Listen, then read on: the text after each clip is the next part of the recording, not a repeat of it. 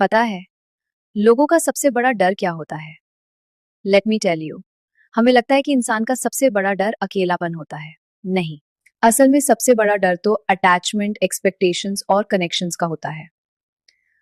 कोई भी रिलेशनशिप सबसे पहले अटैचमेंट से स्टार्ट होता है, जो पहले तो बहुत सुकून देता है, जैसे लाइफ ब्लेस हो गई हो। उसके बाद उस रिलेशनशिप में धीरे धीरे एक्सपेक्टेशंस एक नेचुरल प्रोग्रेशन की तरह आने लगती हैं। और जहाँ एक्सपेक्टेशंस होती हैं, वहाँ अक्सर डिसअपॉइंटमेंट का रिस्क भी होता ही है।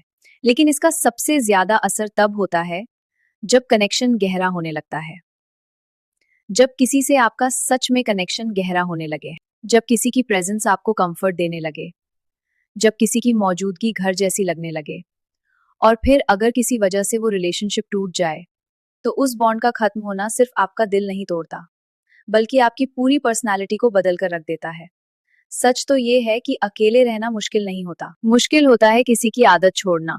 किसी का आपको छोड़कर जाने का सबसे मुश्किल हिस्सा गुड बाय नहीं होता, बल्कि उनकी मौजूदगी की आदत को खामोशी से भूलने की कोशिश करना और उस दर्द को अकेले सहना, ये सबसे ज्यादा मुश्किल होता है। और सच कहूं, इस मोड़ पर इंसान को हर बात, हर सलाह सिर्फ ज्ञान ही लगती है।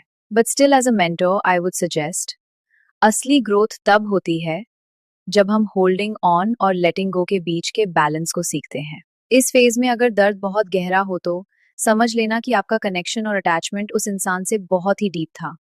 आपका पेन ये बताता है कि आपने सच में फील किया था। इसका मतलब ये नहीं है कि हमें कनेक्शन से बचकर रहना चाहिए। हाँ, कनेक्शंस बेशक रिस्की होते हैं, पर वही लाइफ को मीनिंगफुल भी बनाते हैं। लेकिन इसी प्रोसेस में जब हम अकेले रहना सीख जाते हैं, तो धीरे धीरे हम खुद को स्ट्रांग बना लेते हैं। If you are navigating a difficult chapter in your relationships और seeking emotional clarity, I am here to help. Let's walk this path together.